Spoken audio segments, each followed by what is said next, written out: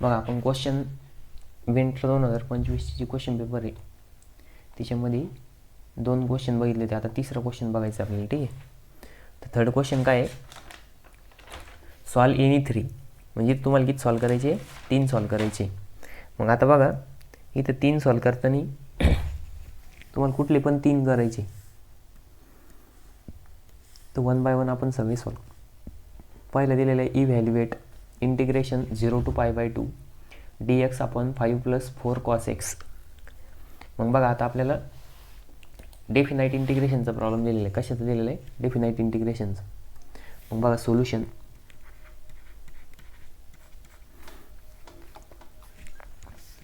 सोल्युशनमध्ये सगळ्यात पहिले let's I equals to integration 0 to π/2 dx upon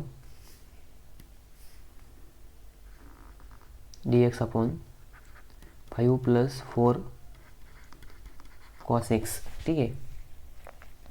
मग आता हा काय आहे, इंटिग्रल ऑफ द फॉर्म. ठीक आहे. इंटिग्रल ऑफ द फॉर्म म्हणजे कोणता आहे हा, तर हा दिलेला आहे बघा dx upon a + b cos x हा फॉर्म दिलेला आहे. ठीक आहे. मग आता असं जर फॉर्म असेल तर याच्यामध्ये आपण काय करतो, तर याच्यामध्ये आपण काय पुट करणार आहे आता इथं बघा जर इंटिग्रल ऑफ द फॉर्म असेल तर काय करणार, put t = tan x/2 tan x/2. ठीक आहे. मग t = जर tan x/2 पुट केलं तर याच्यावरून dx = काय येत राहतं, 2dt अपॉन 1 + t² येत राहतं. आणि पुन्हा cos x = काय पुट करायचं, cos x = 1 - t² upon 1 + t² put करायचं. ठीक आहे. आता हे कशावरून येतं, तर हे काय इंटिग्रल ऑफ द फॉर्म जर असेल तर अशा केसमध्ये हे 3 पुट करायचे. ठीक आहे. मग आता इथं लिहायचं अप्लाइंग लिमिट पुट. बघा आता आपण जर इथं x = 0 पुट केलं तर t = काय येणार आहे, t = tan x जागेवरती 0 tan 0/2 म्हणजेच काय आलं इकडं t = 0 आलं. ठीक आहे. आणि सेकंड लिमिट काय आहे, x = π/2 मग t = tan इथे x जागेवरती π/2 अपॉन 2 म्हणजे तिथं काय येणार tan π/4. मग बघा tan π/4 किती येतं, पण tan π/4 येतं 1. ठीक आहे. हे तुम्ही कॅल्क्युलेटरमध्ये करून बघा. ठीक आहे. मग बघा आता आपल्याकडे नवीन लिमिट पण आले. जर आपण हे नवीन इक्वेशन 1मध्ये पुट केलं, सपोज याला इक्वेशन नंबर 1 लिहायचं. ठीक आहे. मग इथं लिहायचं putting in equation 1, putting in equation 1. मग इक्वेशन 1मध्ये पुट करा. मग इक्वेशन 1 बिकम काय होणार, I = इंटिग्रेशन. बघा आता x = ज्यावेळेस 0 पुट केलं त्यावेळेस t = काय आलं, 0 झालं. ज्यावेळेस x = π/2 पुट केलं त्यावेळेस t = काय आलं, 1 आलं. ठीक आहे. मग इथं dxच्या रिप्लेसमेंटमध्ये काय लिहायचं आपल्याला, बघा dxच्या रिप्लेसमेंटमध्ये लिहायचं आहे 2dt अपॉन 1 + t² अपॉन आणि इथं परत 5 + 4 म्हणजे बघा 5 + 4 आणि cos xच्या जागेवरती काय लिहायचं आहे 1 - t² अपॉन 1 + t². ठीक आहे.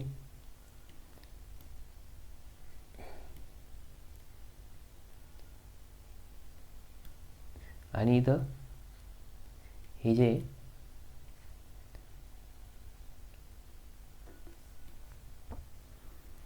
थोडंसं स्ट्रेच करू. ठीक आहे.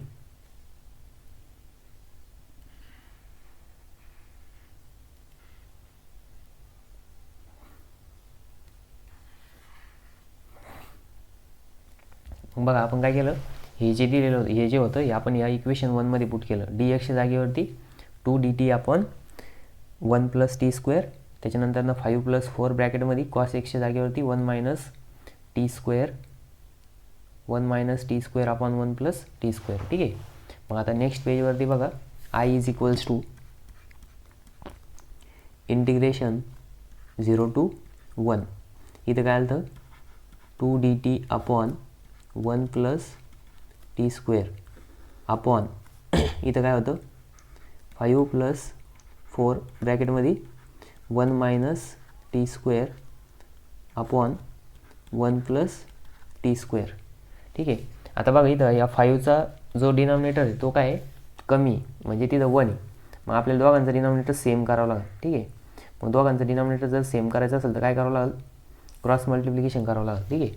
मग इथे येणार I = integration 0 to 1 2 dt upon 1 + t² upon 5 into, बघा आता क्रॉस मल्टिप्लिकेशन जर केलं तर इथं काय येणार, 5 × 1 + t² plus 4 into ब्रॅकेटमध्ये 1 - t² upon 1 + t². ठीक आहे.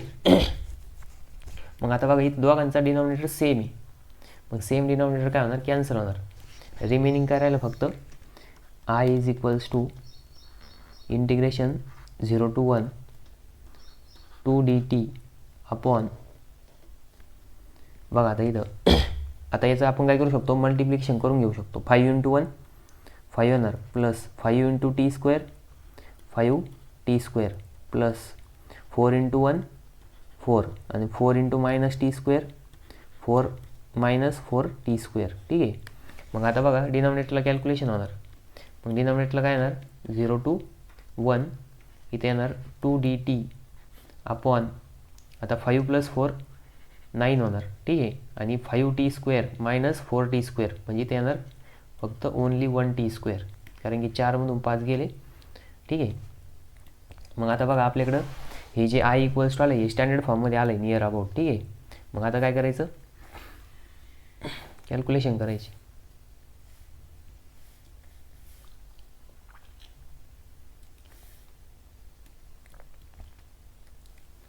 बघा आता I = हा जो 2 dt आहे, हा 2 जो आहे बाहेर घेऊ, कॉन्स्टंट. ठीक आहे. इंटिग्रेशनच्या बाहेर घेतला, इंटिग्रेशन 0 to 1. मग इथं काय आलं, dt अपॉन, आता बघा हा जो 9 आहे, या 9ला आपण काय लिहू शकतो, 3² + t² लिहू शकतो. ठीक आहे. मग हे आलं आहे बघा स्टँडर्ड फॉर्ममध्ये. मग स्टँडर्ड फॉर्म कोणता आहे, फॉर्म्युला आहे बघा आपल्याकडं, इंटिग्रेशन ऑफ इंटिग्रेशन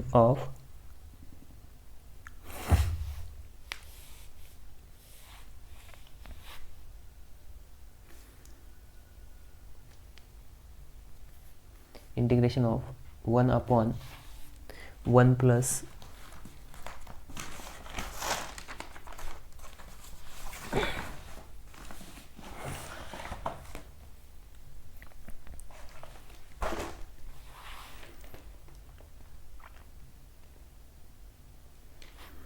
बघा integration of 1 + a² + x² dx असं जर असेल तर याचा स्टँडर्ड फॉर्म्युला काय येतो, 1/a into tan inverse of x upon a + c. ठीक आहे. मग आता बघा या फॉर्म्युल्यानुसार याचं एक्सपान्शन कसं होईल,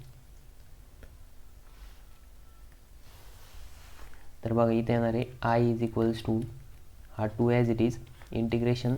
बघा आता इंटिग्रेशनमध्ये इथं जर ऑब्झर्व केलं तर सगळ्यात पहिले a = काय दिलेलं आहे बघा, इथं लिहितो मी.